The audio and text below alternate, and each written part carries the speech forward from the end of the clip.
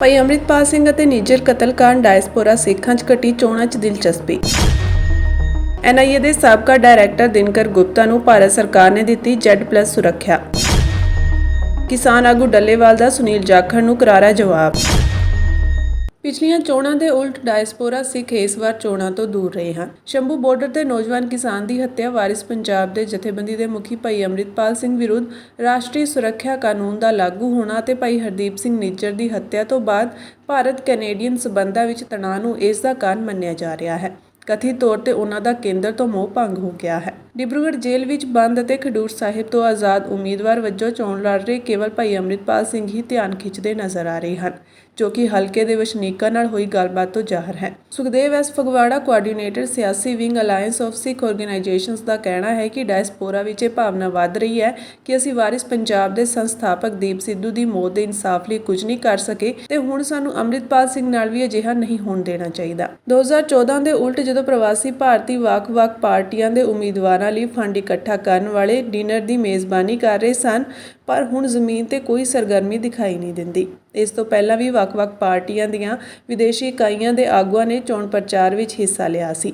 ਦੁਆਬਾ ਖੇਤਰ ਦੇ ਡਾਇਸਪੋਰਾ ਸਿੱਖ ਚੁੱਪਚਾਪ ਸਭ ਕੁਝ ਦੇਖ ਰਹੇ ਹਨ। ਚੋਣਾਂ ਤੇ ਆਪਣੀ ਵੱਖਰੀ ਸਿਆਸਤ ਅਤੇ ਪੰਥਕ ਪ੍ਰਭਾਵ ਲਈ ਜਾਣੀ ਜਾਂਦੀ ਮਾਝਾ ਪੱਟੀ ਵੀ ਇਸ ਵਾਰ ਸਿੱਧੇ ਤੌਰ ਤੇ ਸ਼ਾਮਿਲ ਨਹੀਂ ਹੋਈ। ਕਿਸਾਨਾਂ ਵੱਲੋਂ ਭਾਜਪਾ ਆਗੂਆਂ ਨੂੰ ਆਪਣੇ ਪਿੰਡਾਂ ਵਿੱਚ ਦਾਖਲ ਨਾ ਹੋਣ ਦੇਣ ਤੇ ਵੀ ਡਾਇਸਪੋਰਾ ਨੇ ਚੁੱਪ ਧਾਰੀ ਹੋਈ ਹੈ। ਕੁਝ ਪ੍ਰਵਾਸੀ ਭਾਰਤੀਆਂ ਦਾ ਵੀ ਕਹਿਣਾ ਹੈ ਕਿ ਸਾਨੂੰ ਵਾਰ-ਵਾਰ NRI ਪੁਲਿਸ ਸਟੇਸ਼ਨਾਂ ਅਤੇ ਵਿਸ਼ੇਸ਼ NRI ਅਦਾਲਤਾਂ ਦੇ ਬਿਹਤਰ ਕੰਮਕਾਜ ਦਾ ਵਾਅਦਾ ਕੀਤਾ ਗਿਆ ਸੀ, ਪਰ ਅੱਜ ਤੱਕ ਕੁਝ ਨਹੀਂ ਹੋਇਆ। ਅੰਮ੍ਰਿਤਸਰ ਵਿੱਚ ਤਰਨਜੀਤ ਸਿੰਘ ਸੰਧੂ ਸਮੁੰਦਰੀ ਨੇ ਆਪਣੀਆਂ ਚੋਣ ਰੈਲੀਆਂ ਵਿੱਚ ਖੁੱਲ੍ਹ ਕੇ ਕਿਹਾ ਹੈ ਕਿ ਅਮਰੀਕਾ ਸਥਿਤ ਭਾਰਤੀ ਅਮਰੀਕੀ ਕਾਰੋਬਾਰੀਆਂ ਦੀ ਲੌਬੀ ਅੰਮ੍ਰਿਤਸਰ ਵਿੱਚ ਸਟਾਰਟਅਪ ਰੁਜ਼ਗਾਰ ਪੈਦਾ ਕਰਨ ਅਤੇ ਸੈਰ ਸਪਾਟਾ ਉਦਯੋਗ ਲਈ 850 ਕਰੋੜ ਰੁਪਏ ਦਾ ਨਿਵੇਸ਼ ਕਰੇਗੀ। ਵਿਕਾਸ ਦੇ ਵਾਅਦੇ ਨਾਲ ਸੰਧੂ ਦੀ ਮੁਹਿੰਮ ਪ੍ਰਵਾਸੀ ਭਾਰਤੀਆਂ ਤੇ ਕਾਰੋਬਾਰੀਆਂ ਤੋਂ ਸ਼੍ਰੀ ਅੰਮ੍ਰਿਤਸਰ ਵਿੱਚ ਨਿਵੇਸ਼ ਲਿਆਉਣ ਦੇ ਵਾਅਦੇ ਤੇ ਬਣੀ ਹੋਈ ਹੈ। ਦੂਜੇ ਪਾਸੇ ਸ਼੍ਰੋਮਣੀ ਅਕਾਲੀ ਦਲ ਅੰਮ੍ਰਿਤਸਰ ਦੇ ਉਮੀਦਵਾਰ ਇਮਾਨ ਸਿੰਘ ਮਾਨ ਦਾ ਕਹਿਣਾ ਹੈ ਕਿ ਪ੍ਰਵਾਸੀ ਪੰਜਾਬੀਆਂ ਦੀ ਹਮੇਸ਼ਾ ਹੀ ਪੰਜਾਬ ਪ੍ਰਤੀ ਦਿਲਚਸਪੀ ਰਹੀ ਹੈ। ਉਹ ਕਹਿੰਦੇ ਹਨ ਕਿ ਸਿੱਖ ਡਾਇਸਪੋਰਾ ਵਪਾਰ ਅਤੇ ਵਣਜ ਲਾਭਾਂ ਲਈ ਪਾਕਿਸਤਾਨ ਨਾਲ ਖੁੱਲ੍ਹੀਆਂ ਸਰਹੱਦਾਂ ਚਾਹੁੰਦਾ ਹੈ। ਅੰਮ੍ਰਿਤਸਰ ਸੀਟ ਨੂੰ ਡਾਇਸਪੋਰਾ ਦੁਆਰਾ ਉਤਸੁਕਤਾ ਨਾਲ ਦੇਖਿਆ ਜਾ ਰਿਹਾ, ਭਾਵੇਂ ਉਹ ਸਿੱਧੇ ਤੌਰ ਤੇ ਸ਼ਾਮਿਲ ਹੋਣ ਜਾਂ ਨਹੀਂ, ਪਰ ਉਹਨਾਂ ਵਿੱਚੋਂ ਬਹੁਤ ਸਾਰੇ ਪਾਕਿਸਤਾਨ ਨਾਲ ਸ਼ਾਂਤੀ ਅਤੇ ਖੁੱਲ੍ਹਾ ਵਪਾਰ ਚਾਹੁੰਦੇ ਹਨ। ਸਰਹੱਦ ਬੰਦ ਕਰਨ ਨਾਲ ਖੇਤਰ ਦੀ ਆਰਥਿਕਤਾ ਤੇ ਅਸਰ ਪਿਆ ਹੈ। ਉਹਨਾਂ ਕਿਹਾ ਕਿ ਕੈਨੇਡਾ ਵਿੱਚ ਨਿੱਜਰ ਦੇ ਕਤਲ ਅਤੇ ਅਮਰੀਕਾ ਵਿੱਚ ਗੁਰਪਤਵੰਤ ਸਿੰਘ ਪੰਨੂ ਉੱਤੇ ਹਮਲੇ ਤੋਂ ਬਾਅਦ ਡਾਇਸਪੋਰਾ ਵਿੱਚ ਕੁਝ ਚਿੰਤਾਵਾਂ ਹਨ, ਜੋ ਹੁਣ ਕੈਨੇਡੀਅਨ ਅਤੇ ਅਮਰੀਕੀ ਸਰਕਾਰਾਂ ਦੁਆਰਾ ਉਠਾਈਆਂ ਗਈਆਂ ਹਨ। NIA ਦੇ ਸਾਬਕਾ ਡਾਇਰੈਕਟਰ ਜਨਰਲ ਦਿਨਕਰ ਗੁਪਤਾ ਨੂੰ ਹਾਲ ਹੀ ਵਿੱਚ ਕੇਂਦਰ ਸਰਕਾਰ ਨੇ ਸੰਭਾਵਿਤ ਖਤਰਿਆਂ ਦੇ ਮੱਦੇਨਜ਼ਰ Z+ ਸ਼੍ਰੇਣੀ ਦੀ VIP ਸੁਰੱਖਿਆ ਕਵਰ ਪ੍ਰਦਾਨ ਕੀਤੀ ਸੀ। ਗੁਪਤਾ ਸਾਬਕਾ ਪੰਜਾਬ ਪੁਲਿਸ DGP ਅਪ੍ਰੈਲ ਵਿੱਚ ਸੇਵਾ ਤੋਂ ਸੇਵਾ ਮੁਕਤ ਹੋਏ ਸਨ। ਸੂਤਰਾਂ ਅਨੁਸਾਰ ਕੇਂਦਰੀ ਰਿਜ਼ਰਵ ਪੁਲਿਸ ਦੇ VIP ਸੁਰੱਖਿਆ ਵਿੰਗ ਨੂੰ 1987 ਬੈਚ ਦੇ ਭਾਰਤੀ ਪੁਲਿਸ ਸੇਵਾ ਅਧਿਕਾਰੀ ਨੂੰ ਸੁਰੱਖਿਅਤ ਕਰਨ ਦਾ ਕੰਮ ਸੌਂਪਿਆ ਗਿਆ ਹੈ। ਗੁਪਤਾ ਦੀ ਪੰਜਾਬ ਅਤੇ ਦਿੱਲੀ ਵਿੱਚ ਮੌਜੂਦਗੀ ਦੌਰਾਨ ਸੁਰੱਖਿਆ ਲਈ ਹੁਣ ਲਗਭਗ 40 CRPF ਦੇ ਜਵਾਨਾਂ ਦੀ ਇੱਕ ਟੁਕੜੀ ਸ਼ਿਫਟਾਂ ਵਿੱਚ ਤਾਇਨਾਤ ਕੀਤੀ ਜਾਵੇਗੀ। ਉਹਨਾਂ ਨੇ ਕਿਹਾ ਕਿ ਕੇਂਦਰੀ ਖੁਫੀਆ ਅਤੇ ਸੁਰੱਖਿਆ ਏਜੰਸੀਆਂ ਦੁਆਰਾ ਤਿਆਰ ਕੀਤੀ ਗਈ ਖਤਰੇ ਦੀ ਧਾਰਨਾ ਰਿਪੋਰਟ ਵਿੱਚ ਗੁਪਤਾ ਲਈ ਰਾਸ਼ਟਰੀ ਜਾਂਚ ਏਜੰਸੀ ਅਤੇ ਪੰਜਾਬ ਪੁਲਿਸ ਵਿੱਚ ਖਾਲਿਸਤਾਨ ਪੱਖੀ ਤੱਤਾਂ ਅਤੇ ਸਮਰਥਕਾਂ ਦੇ ਖਿਲਾਫ ਕੰਮ ਦੇ ਪ੍ਰੋਫਾਈਲ ਦੇ ਕਾਰਨ ਚੋਟੀ ਦੇ ਸ਼੍ਰੇਣੀ ਕਵਰ ਦੀ ਜ਼ਰੂਰਤ ਹੈ। ਕੇਂਦਰ ਨੇ ਪਿਛਲੇ ਮਹੀਨੇ ਮੁੱਖ ਚੋਣ ਕਮਿਸ਼ਨਰ ਰਾਜੀਵ ਕੁਮਾਰ ਅਤੇ ਰਾਜ ਦੇ ਸਾਬਕਾ ਮੁਖੀ ਸ਼ਾਮੰਤ ਗੋਇਲ ਦਾ ਵੀ ਪਿਛਲੇ ਸਾਲ ਸਤੰਬਰ ਵਿੱਚ ਸੰਭਾਵਿਤ ਖਤਰੇ ਦੇ ਮੱਦੇਨਜ਼ਰ ਇਸੇ ਸ਼੍ਰੇਣੀ ਦਾ ਸੁਰੱਖਿਆ ਘੇਰਾ ਵਧਾ ਦਿੱਤਾ ਸੀ। ਦੋਵਾਂ ਨੂੰ ਹਥਿਆਰਬੰਦ CRPF ਕਰਮਚਾਰੀਆਂ ਦੀ ਦੂਜੀ ਸਭ ਤੋਂ ਉੱਚੀ Z ਸ਼੍ਰੇਣੀ ਦਾ ਕਵਰ ਦਿੱਤਾ ਗਿਆ ਹੈ। ਆਗਾਮੀ ਲੋਕ ਸਭਾ ਚੋਣਾਂ ਦੇ ਪ੍ਰਚਾਰ ਦੌਰਾਨ ਕਿਸਾਨਾਂ ਵੱਲੋਂ ਭਾਰਤੀ ਜਨਤਾ ਪਾਰਟੀ ਦੇ ਉਮੀਦਵਾਰਾਂ ਦੀਆਂ ਰੈਲੀਆਂ ਵਿੱਚ ਰੋਸ ਪ੍ਰਦਰਸ਼ਨ ਕਰਨ ਤੋਂ ਨਾ ਰੋਕਣ ਸੰਬੰਧੀ ਮੁੱਖ ਚੋਣ ਅਧਿਕਾਰੀ ਨੂੰ ਲਿਖਤੀ ਸ਼ਿਕਾਇਤਾਂ ਦੇ ਵਿਚਕਾਰ ਸੂਬਾ ਇਕਾਈ ਦੇ ਪ੍ਰਧਾਨ ਸੁਨੀਲ ਜਾਖੜ ਨੇ ਅੱਜ ਕਿਹਾ ਕਿ ਕਿਸਾਨਾਂ ਦੀਆਂ ਇਹ ਕਾਰਵਾਈਆਂ ਆਪ ਦੀ ਅਸਫਲ ਲੀਡਰਸ਼ਿਪ ਦੀ ਪੱਕੀ ਨਿਸ਼ਾਨੀ ਹੈ। ਪੰਜਾਬ ਇੱਕ ਗੈਰ ਗੰਭੀਰ ਮੁੱਖ ਮੰਤਰੀ ਵਾਲੀ ਢਹਿ-ਢੇਰੀ ਲੀਡਰਸ਼ਿਪ ਦੇ ਸੰਕਟ ਵਿੱਚੋਂ ਗੁਜ਼ਰ ਰਿਹਾ ਹੈ। ਸੂਬੇ ਵਿੱਚ ਕੰਗਾਰੂ ਅਦਾਲਤਾਂ ਲਈ ਭਗਵੰਤ ਮਾਨ ਪੂਰੀ ਤਰ੍ਹਾਂ ਜ਼ਿੰਮੇਵਾਰ ਹੈ। ਇੱਥੇ ਕਿਸਾਨ ਯੂਨੀਅਨਾਂ ਹਨ ਜੋ ਆਪਣੇ ਆਪ ਲਈ ਕਾਨੂੰਨ ਬਣ ਗਈਆਂ ਹਨ। ਉਹਨਾਂ ਦੀ ਚੌਕਸੀ ਕਿਸਾਨਾਂ, ਵਪਾਰੀਆਂ ਅਤੇ ਹੋਰਾਂ ਵਿਚਕਾਰ ਸਬੰਧਾਂ ਨੂੰ ਤੋੜ ਰਹੀ ਹੈ। ਮੈਂ ਆਈ ਬਾਰ-ਬਾਰ ਬੇਨਤੀ ਕਰੀ ਜਾਂਦਾ, ਪਹਿਲੀ ਤਾਂ ਜ਼ਿੰਮੇਵਾਰੀ ਬਣਦੀ ਹੈ ਮੁੱਖ ਮੰਤਰੀ ਭਗਵੰਤ ਮਾਨ ਜੀ ਦੀ ਵੀ ਆ ਕੋਝਾ ਖੇਡ ਨਾ ਕਰਵਾਉਣ। ਆ ਜੋ ਕੁਝ ਹੋ ਰਿਹਾ ਹੈ ਭਗਵੰਤ ਮਾਨ ਜੀ ਦੇ ਆਪ ਦੇ ਹਲਕੇ 'ਚ ਹੋ ਰਿਹਾ। ਸਭ ਤੋਂ ਪਹਿਲਾਂ ਦੇਖਣ ਵਾਲੀ ਗੱਲ ਆ ਹੈ ਬਰਨਾਲਾ ਦੇ ਅੰਦਰ ਹੋ ਰਿਹਾ ਸਭ, ਜਿਹੜਾ ਉਹਨਾਂ ਦੀ ਕਰਮ ਭੂਮੀ ਜਿੱਥੋਂ ਉਹਨਾਂ ਨੂੰ 2 ਵਾਰੀ MP ਬਣਾ ਕੇ ਭੇਜਿਆ ਗਿਆ, ਸੰਗਰੂਰ ਕੌਂਸਟੀਚੁਐਂਸੀ ਦੇ ਅੰਦਰ ਉਹਨਾਂ ਦੇ ਹਾਰਟ ਆਫ ਸੰਗਰੂਰ ਕੌਂਸਟੀਚੁਐਂਸੀ ਦੇ ਉਹਦੇ ਵਿੱਚ ਇਸ ਕਿਸਮ ਦੀ ਘਟਨਾ ਵਾਪਰੀ ਹੈ। बड़े गंभीर ਇਹਦੇ ਇੰਪਲੀਕੇਸ਼ਨਸ ਹੈਗੇ। किसान ਤੇ ਵਪਾਰੀ ਦੇ ਵਿੱਚ ਇੱਕ ਜਿਹੜਾ ਇਹਨਾਂ ਨੇ ਦੋ ਫਾੜ ਕਰਨ ਦਾ ਕੰਮ ਚਾਲੂ ਕੀਤਾ ਹੈ। ਕੋਝਾ ਖੇਡ ਖੇਡਿਆ ਜਾ ਰਿਹਾ ਪੰਜਾਬ ਦੀ ਅਮਨ ਸ਼ਾਂਤੀ ਦੇ ਨਾਲ। ਆ ਉਹੀ ਧਰਤੀ ਹੈ ਜਿੱਥੇ ਕੋਲੈਪਸ ਆਫ ਲੀਡਰਸ਼ਿਪ ਦੀ ਵਜ੍ਹਾ ਦੇ ਨਾਲ 3 ਮਹੀਨਿਆਂ ਦੇ ਅੰਦਰ ਅੰਦਰ ਜਦੋਂ 93 MLA ਜਿਤਾ ਕੇ ਭੇਜੇ ਹੋਣ, 3 ਮਹੀਨਿਆਂ ਦੇ ਅੰਦਰ ਅੰਦਰ ਲੋਕਾਂ ਨੇ ਲੀਡਰਸ਼ਿਪ ਦਾ ਦਿਵਾਲਾ ਨਿਕਲਦੇ ਦੇਖ ਲਿਆ ਤੇ ਉਸ ਕਰਕੇ ਫ੍ਰਿੰਜ ਐਲੀਮੈਂਟਸ ਨਿਕਲ ਕੇ ਆਈ ਸਾਹਮਣੇ। ਹਾਲਾਤ ਦਰਬਦਰ ਵਿਗੜਤੇ ਚਲੇ ਗਏ। ਅੱਜ ਨਾਲਾ ਦੇ ਅੰਦਰ ਪੁਲਿਸ ਚੌਕੀ ਦਾ ਕੇਸ ਕੋਈ ਲੋਕ ਭੁੱਲੇ ਨਹੀਂ। ਪੰਜਾਬ ਦੇ ਅੰਦਰ ਜਿਸ ਤਰ੍ਹਾਂ ਫਿਰੌਤੀਆਂ, ਲੁੱਟ ਖੋਹਾਂ, ਮਰਡਰ, ਸਾਰੇ ਦੇ ਸਾਰੇ ਘਟਨਾਵਾਂ, ਡਰੱਗਸ ਦਾ ਵਪਾਰ, दारू ਦਾ ਧੰਦਾ, ਜੇਲ੍ਹ ਸੇਫ ਹੈਵਨ ਬਣ ਗਈਆਂ।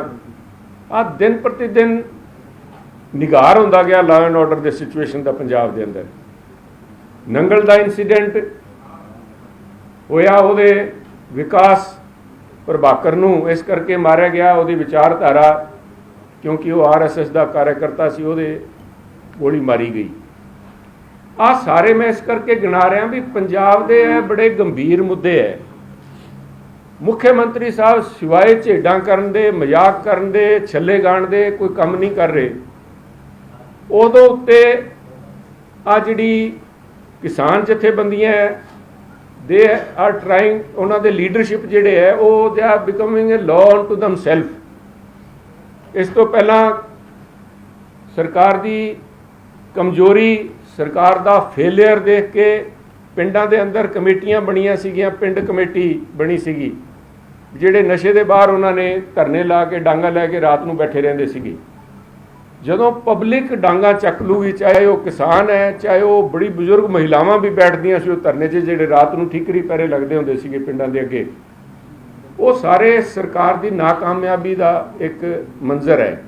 ਉਹਦਾ ਫਾਇਦਾ ਉਠਾ ਕੇ ਕੁਝ ਲੋਕ ਕਿਸਾਨਾਂ ਨੂੰ ਭੜਕਾ ਕੇ ਉਹਨਾਂ ਦੇ ਨਾਮ ਦੇ ਉੱਤੇ ਪੰਜਾਬ ਦੇ ਅੰਦਰ ਅਫਰਾ ਤਫਰੀ ਫੈਲਾ ਰਹੇ ਆ ਸਭ। ਦੂਜੇ ਪਾਸੇ ਕਿਸਾਨ ਆਗੂ ਡੱਲੇਵਾਲ ਨੇ ਭਾਜਪਾ ਆਗੂ ਸੁਨੀਲ ਜਾਖੜ ਨੂੰ ਕਰਾਰਾ ਜਵਾਬ ਦਿੱਤਾ ਹੈ। ਉਹਨਾਂ ਕਿਹਾ ਕਿ ਕਿਸਾਨ ਜੋ ਕੁਝ ਕਰ ਰਹੇ ਹਨ ਉਹ ਉਹਨਾਂ ਦਾ ਹੱਕ ਹੈ। ਤੁਸੀਂ ਆਪਣੇ ਅਧਿਕਾਰਾਂ ਦੀ ਵਰਤੋਂ ਕਰਕੇ ਕਿਸਾਨਾਂ ਨੂੰ ਆਪਣੀਆਂ ਮੰਗਾਂ ਮਨਵਾਉਣ ਲਈ ਦਿੱਲੀ ਜਾਣ ਤੋਂ ਰੋਕਿਆ। ਉਹ ਮੰਗਾਂ ਜੋ ਤੁਹਾਡੀ ਸਰਕਾਰ ਨੇ ਲੰਮੇ ਸਮੇਂ ਦੇ ਸੰਘਰਸ਼ ਅਤੇ ਕਰੀਬ 700 ਕਿਸਾਨ ਭਰਾਵਾਂ ਦੀ ਸ਼ਹੀਦੀ ਤੋਂ ਬਾਅਦ ਮੰਨੀਆਂ ਸੀ, ਪਰ ਤੁਸੀਂ ਉਹਨਾਂ ਨੂੰ ਮੰਨ ਕੇ ਮੁੱਕਰ ਗਏ। ਅਸੀਂ ਭਾਜਪਾ ਆਗੂਆਂ ਨੂੰ ਕੇਵਲ ਇਹੀ ਸਵਾਲ ਕਰ ਰਹੇ ਹਾਂ ਕਿ ਕਿਸਾਨਾਂ ਨੂੰ ਆਪਣੀਆਂ ਮੰਗਾਂ ਮਨਵਾਉਣ ਦਾ ਹੱਕ ਨਹੀਂ ਕਿ ਭਾਰਤ 'ਚੋਂ ਲੋਕਤੰਤਰ ਖਤਮ ਸਮਝੀਏ। ਉਹਨਾਂ ਕਿਹਾ ਕਿ ਜਾਖੜ ਸਾਡੇ ਵਿਰੋਧ ਨੂੰ ਸਿਆਸੀ ਰੰਗਤ ਦੇਣ ਦੀ ਕੋਸ਼ਿਸ਼ ਕਰ ਰਹੇ ਹਨ, ਪਰ ਕਿਸਾਨ ਕੇਵਲ ਆਪਣੇ ਹੱਕਾਂ ਲਈ ਸੰਘਰਸ਼ ਕਰ ਰਹੇ ਹਨ। ਕਿਸੇ ਪਾਰਟੀ ਨਾਲ ਕੋਈ ਲੈਣਾ ਦੇਣਾ ਨਹੀਂ ਹੈ ਤੇ ਇਸੇ ਤਰ੍ਹਾਂ ਸੰਘਰਸ਼ ਕਰਦੇ ਰਹਾਂਗੇ। ਜਾਖੜ ਸਾਹਿਬ, ਅਸੀਂ ਬਿਲਕੁਲ ਨਾਨ ਪੋਲੀਟੀਕਲ ਸੋਚ ਲੈ ਕੇ ਚੱਲਣ ਵਾਲੇ ਲੋਕ ਆ ਤੇ ਸਾਡਾ ਕਿਸੇ ਪੋਲੀਟੀਕਲ ਪਾਰਟੀ ਨਾਲ ਨਾ ਕੋਈ ਰਿਸ਼ਤਾ ਹੈ ਨਾ ਹੋਏਗਾ। ਲੱਭ ਕੇ ਦਿਖਾ ਸਾਨੂੰ ਸਾਡਾ ਕਿਹਦੇ ਨਾਲ ਰਿਸ਼ਤਾ ਹੈ। ਇੱਕ ਗੱਲ। ਨੰਬਰ 2, ਮੈਂ ਪੁੱਛਣਾ ਚਾਹੁੰਦਾ, ਮੈਂ ਹੈਰਾਨ ਹੈ, ਤੇਰੇ ਹੀ ਕਈ ਬਹੁਤ ਸਾਰੇ ਬਿਆਨ ਅਸੀਂ ਕੱਢ ਕੇ ਵਿਖਾ ਸਕਦੇ ਹਾਂ। ਜਿਸ ਵੇਲੇ ਅਸੀਂ ਦਿੱਲੀ ਦੇ ਵਿੱਚ ਅੰਦੋਲਨ ਲੜ ਰਹੇ ਸੀ 2020-21 ਦਾ, ਤੂੰ ਸਾਨੂੰ ਇਹ ਕਹਿ ਰਹੇ ਸੀਗੇ ਕਿ ਕਿਸਾਨ ਬੈਠੇ ਆ, ਸਰਕਾਰ ਕਿਸਾਨਾਂ ਦੀਆਂ ਗੱਲਾਂ ਸੁਣ ਨਹੀਂ ਰਹੀ। ਉਸ ਵੇਲੇ ਤੈਨੂੰ ਅਸੀਂ ਕਿਸਾਨ ਦਿਸਦੇ ਸੀ। ਲੋਕ ਅਸੀਂ ਸੀ, ਉਹ ਵੀ ਆਹੀ ਲੋਕ ਸੀ ਜਿੱਥੇ ਬੈਠੇ ਸੀ, ਉੱਥੇ ਵੀ ਅਸੀਂ ਬੈਠੇ ਸੀ। ਉਦੋਂ ਅਸੀਂ ਕਿਸਾਨ ਸੀ। ਲੇਕਿਨ ਜ਼ਰੂਰ ਹਾਂ, ਇੰਨਾ ਫਰਕ ਹੈਗਾ ਕਿ ਉਸ ਵੇਲੇ ਤੇਰੀਆਂ ਅੱਖਾਂ ਤੇ ਐਨਕਾਂ ਜਾਖੜ ਸਾਹਿਬ ਹੋਰ ਲੱਗੀਆਂ ਸੀ ਤੇ ਅੱਜ ਤੇਰੀਆਂ ਅੱਖਾਂ ਤੇ ਐਨਕਾਂ ਬੀਜੇਪੀ ਦੀਆਂ ਲੱਗੀਆਂ ਨੇ। ਅੱਜ ਤੈਨੂੰ ਬੀਜੇਪੀ ਵਾਲਿਆਂ ਦਾ ਜਦੋਂ ਵਿਰੋਧ ਹੁੰਦਾ ਹੈ, ਜਦੋਂ ਉਹਨਾਂ ਦੇ ਸਵਾਲ ਹੁੰਦੇ ਆ, ਅੱਜ ਤੈਨੂੰ ਇਹ ਦਿਸੇਗਾ ਕਿ ਇਹ ਕਿਸਾਨ ਨਹੀਂ, ਇਹ ਪੋਲੀਟੀਕਲ ਨੇ। ਅੱਜ ਤੈਨੂੰ ਦਿਸੇਗਾ। ਪਰ ਸਵਾਲ ਇਹ ਹੈ ਕਿ ਤੁਹਾਨੂੰ ਇਹ ਪੁੱਛਣਾ ਚਾਹੁੰਦੇ ਆ ਪੂਰੇ ਭਾਰਤ ਦੀ ਭਾਜਪਾ ਨੂੰ ਕਿ ਜਿਸ ਦਿਨ ਕੀ ਅਸੀਂ ਉੱਥੋਂ ਉੱਠ ਕੇ ਆਏ ਆ, ਮੋਰਚਾ ਉਠਾ ਕੇ ਲਿਆਏ ਆ, ਸਾਡੇ ਨਾਲ ਵਾਅਦਾ ਨਹੀਂ ਕੀਤਾ ਕਿ ਬਿਜਲੀ ਸੋਧ ਬਿੱਲ ਦੁਬਾਰਾ ਨਹੀਂ ਲੈ ਕੇ ਆਵਾਂਗੇ। ਸਾਡੇ ਨਾਲ ਵਾਅਦਾ ਨਹੀਂ ਕੀਤਾ ਕਿ ਕਿਸਾਨਾਂ ਦੇ ਕੇਸ ਵਾਪਸ ਲਵਾਂਗੇ। ਸਾਡੇ ਨਾਲ ਵਾਅਦਾ ਨਹੀਂ ਕੀਤਾ ਕਿ ਲਖੀਮਪੁਰ ਨੂੰ ਇਨਸਾਫ ਦੇਵਾਂਗੇ। ਵਾਅਦਾ ਨਹੀਂ ਕੀਤਾ ਕਿ ਡਾਕਟਰ ਸਵਾਮੀ ਨੂੰ ਆਪਣਾ MSP ਦੀ ਗਰੰਟੀ ਦੇਵਾਂਗੇ। ਤੁਸੀਂ ਚੋਣਾਂ 'ਚ ਵਾਅਦਾ ਨਹੀਂ ਕੀਤਾ 2014 'ਚ। ਜਾਂ ਉਸ ਤੋਂ ਮਗਰੋਂ 2018 ਚ ਲਿਖਤੀ ਵਾਅਦਾ ਨਹੀਂ ਕੀਤਾ ਕਿ ਅਸੀਂ ਡਾਕਟਰ ਸਵਾਮੀਨਾਥਨ ਦੀ ਰਿਪੋਰਟ ਲਾਗੂ ਕਰਾਂਗੇ। ਤੁਹਾਡੇ ਮੁੱਖ ਪ੍ਰਧਾਨ ਮੰਤਰੀ ਦੇ ਬਿਆਨ ਪਏ ਨੇ ਜਿਹਦੇ 'ਚ ਇਹ ਕਹਿ ਰਹੇ ਨੇ ਕਿ ਅਸੀਂ ਪਹਿਲੀ ਕਲਮ ਨਾਲ ਹੀ ਕਿਸਾਨਾਂ ਦੀ ਕਰਜ਼ ਮੁਕਤੀ ਕਰਾਂਗੇ। ਇਹ ਤੁਹਾਡੇ ਬਿਆਨ ਨੇ। ਹੁਣ ਇਹਨਾਂ ਬਿਆਨਾਂ ਦੇ ਆਧਾਰ ਦੇ ਉੱਤੇ ਕੀ ਉਹ ਬਿਆਨ ਤੁਹਾਡੀ ਸਰਕਾਰ ਦਾ ਜਦੋਂ ਅੰਤਲਾ ਸਮਾਂ ਸੀ ਉਹਨਾਂ ਨੂੰ ਯਾਦ ਕਰਾਉਣ ਜਾਣਾ ਕਿਸਾਨਾਂ ਦੀ ਲੋੜ ਨਹੀਂ ਸੀ? ਹਾਂ, ਸਾਡੀ ਤਾਂ ਲੋੜ ਸੀ, ਲੇਕਿਨ ਇਹ ਠੀਕ ਹੈ ਕਿ ਜੇ ਕੋਈ ਜਾਵੇ ਉਧਰ ਨੂੰ ਤੁਹਾਡਾ ਕਲਰ ਫੜ ਕੇ ਗੱਲ ਕਰਨ ਦੀ ਗੱਲ ਕਰੇ, ਤੁਹਾਨੂੰ ਯਾਦ ਕਰਨ ਦੀ ਕਰਾਉਣ ਦੀ ਗੱਲ ਕਰੇ, ਤਾਂ ਤੁਸੀਂ ਫਿਰ ਇਹ ਠੀਕ ਕਰਕੇ ਵਿਖਾਇਆ ਕਿ ਅਸੀਂ ਡਿਕਟੇਟਰ ਅਸੀਂ ਨਹੀਂ ਵੜਨ ਦਿਆਂਗੇ ਦਿੱਲੀ 'ਚ, ਅਸੀਂ ਨਹੀਂ ਵੜਨ ਦਿਆਂਗੇ ਤੁਹਾਨੂੰ ਹਰਿਆਣੇ 'ਚ। ਪਰ ਮੈਂ ਪੁੱਛਣਾ ਚਾਹੁੰਦਾ ਹਾਂ, ਅੱਜ ਜੇ ਲੋਕ ਇਹਨਾਂ ਗੱਲਾਂ ਦੇ ਸਵਾਲ ਪੁੱਛਦੇ ਤੇ ਤੜਫਦੇ ਹੋ। ਅੱਜ ਤੁਹਾਨੂੰ ਅਸੀਂ ਸਵਾਲ ਪੁੱਛਦੇ ਲੋਕ ਕਿਉਂ ਲੱਗਣ ਲੱਗ ਪਏ ਕਿ ਇਹ ਲੋਕ ਸਾਰੇ ਪੋਲੀਟੀਕਲ ਨੇ। ਬਿਲਕੁਲ ਪੋਲਿਟਿਕਸ ਨਾਲ ਕੋਈ ਸੰਬੰਧ ਨਹੀਂ। ਸਵਾਲ ਪੁੱਛਦੇ ਆ ਪਹਿਲਾ ਸਵਾਲ ਆ ਸਾਡਾ ਕਿ ਕੀ ਇਹ ਤੁਹਾਡੇ ਵਾਅਦੇ ਨਹੀਂ ਸੀ ਸਾਡੇ ਨਾਲ? ਜੇ ਵਾਅਦੇ ਸੀ ਤਾਂ ਵਾਅਦੇ ਯਾਦ ਕਰਾਉਣ ਚੱਲੇ ਸੀ ਤੁਹਾਨੂੰ, ਤੇ ਤੁਸੀਂ ਵਾਅਦਿਆਂ ਨੂੰ ਯਾਦ ਕਰਾਉਣ ਚੱਲੇ ਕਿਸਾਨਾਂ ਨੂੰ ਰਸਤੇ 'ਚ ਰੋਕਿਆ, ਕਿਹਾ ਦਿੱਲੀ ਨਹੀਂ ਵੜਨ ਦਿਆਂਗੇ। ਜੇ ਦਿੱਲੀ ਨਹੀਂ ਵੜਨ ਦਿਓਗੇ ਤਾਂ ਫਿਰ ਕੋਈ ਗੱਲ ਨਹੀਂ। ਇਹ ਵਾਰੀ ਲੋਕਾਂ ਦੀ ਵੀ ਆਉਂਦੀ ਆ, ਪਰ ਅੱਜ ਲੋਕਾਂ ਦੇ ਘਰਾਂ 'ਚ ਤੁਸੀਂ ਜਾਣਾ ਹੈ ਤੇ ਲੋਕ ਸਵਾਲ ਉੱਥੇ ਕਰ ਲੈਣਗੇ। ਜੇ ਤੁਸੀਂ ਉੱਥੇ ਨਹੀਂ ਸਾਨੂੰ ਵੜਨ ਦਿਓਗੇ ਤਾਂ ਇੱਥੇ ਕਰ ਲਾਂਗੇ। ਸਾਡੇ ਕਿਸਾਨ ਦਾ 1 ਕੁਇੰਟਲ ਕਣਕ ਦੇ ਉੱਤੇ 3000 ਦੇ ਲਗਭਗ ਖਰਚ ਆਉਂਦਾ ਜੀ। 3000 ਦੇ ਲਗਭਗ ਦੇ ਰਹੇ ਹੋ 2200, ਔਰ ਸਾਡੇ ਕਿਸਾਨਾਂ ਦਾ ਲਗਭਗ 1 ਕਿੱਲੇ ਮਗਰ 20000 ਰੁਪਇਆ ਲੁੱਟ ਕੇ ਤੇ 5 ਕਿੱਲਿਆਂ ਦੇ ਮਗਰ ਕਿਸਾਨਾਂ ਦਾ 1 ਲੱਖ ਰੁਪਇਆ ਸਾਲ 6 ਮਹੀਨਿਆਂ ਦਾ ਲੁੱਟ ਕੇ, ਸਿਰਫ 6 ਮਹੀਨਿਆਂ ਦਾ। ਤੇ ਦੇ ਕਿੰਨੇ ਰਹੇ ਹੋ 6 ਮਹੀਨਿਆਂ ਦੇ? 3000। ਇਹਦਾ ਮਤਲਬ ਬੜੀ ਵੱਡੀ ਅਮਾਉਂਟ ਦੇ ਰਹੇ ਹੋ। ਲੁੱਟ ਰਹੇ ਹੋ 1 ਲੱਖ ਰੁਪਇਆ, ਦੇ ਰਹੇ ਹੋ 3000। ਤੁਹਾਡਾ ਵਾਅਦਾ ਸੀ ਡਾਕਟਰ ਸਵਾਮੀਨਾਥਨ ਦੀ ਰਿਪੋਰਟ ਲਾਗੂ ਕਰਾਂਗੇ। ਅਗਰ ਰਿਪੋਰਟ ਲਾਗੂ ਹੋ ਜਾਂਦੀ 4500 ਰੁਪਇਆ ਕਣਕ ਦਾ ਰੇਟ ਬਣਨਾ ਸੀ, ਤੇ 4500 ਰੁਪਇਆ ਜੇ ਤੁਸੀਂ ਦਿੰਦੇ ਸਾਨੂੰ ਤਾਂ 1 ਕੁਇੰਟਲ ਮਗਰ 1500 ਰੁਪਇਆ ਡਾਕਟਰ ਸਵਾਮੀਨਾਥਨ ਦੀ ਰਿਪੋਰਟ ਮਗਰ ਅਜੇ ਹੋਰ ਬਣਦਾ ਹੈ। ਇਹਦਾ ਮਤਲਬ ਕੀ ਬਣਦਾ ਹੈ ਕਿ 5 ਕਿੱਲਿਆਂ ਦੇ ਮਗਰ 75000 ਰੁਪਇਆ ਡਾਕਟਰ ਸਵਾਮੀਨਾਥਨ ਦੇ ਫਾਰਮੂਲੇ ਅਨੁਸਾਰ ਹੋਰ ਬਣਨਾ ਸੀ, ਜਿਹੜਾ ਤੁਸੀਂ ਦਿੱਤਾ ਨਹੀਂ ਕਿਸਾਨਾਂ ਨੂੰ। ਦਿੱਲੀ ਸੀਐਮ ਹਾਊਸ ਦੇ ਅੰਦਰ ਸਵਾਤੀ ਮਾਲੀਵਾਲ ਨਾਲ ਹੋਈ ਕੁੱਟਮਾਰ ਤੋਂ ਬਾਅਦ ਸਟਾਫ ਨਾਲ ਉਹਨਾਂ ਦੀ ਬਹਿਸ ਦਾ ਵੀਡੀਓ ਸਾਹਮਣੇ ਆਇਆ ਹੈ। ਇਹ ਵੀਡੀਓ ਮੁੱਖ ਮੰਤਰੀ ਦੀ ਰਿਹਾਇਸ਼ ਦੇ ਅੰਦਰ ਦਾ ਦੱਸਿਆ ਜਾ ਰਿਹਾ ਹੈ। ਵੀਡੀਓ ਵਿੱਚ ਸਵਾਤੀ ਮਾਲੀਵਾਲ ਅਤੇ ਮੁੱਖ ਮੰਤਰੀ ਨਿਵਾਸ ਦੇ ਅੰਦਰ ਤੈਨਾਤ ਸਟਾਫ ਕਰਮੀ ਨਜ਼ਰ ਆ ਰਹੇ ਹਨ। ਸਟਾਫ ਦੇ 2 ਮੁਲਾਜ਼ਮਾਂ ਤੇ ਸਵਾਤੀ ਮਾਲੀਵਾਲ ਵਿਚਕਾਰ ਤਿੱਖੀ ਬਹਿਸ ਹੋ ਰਹੀ ਹੈ।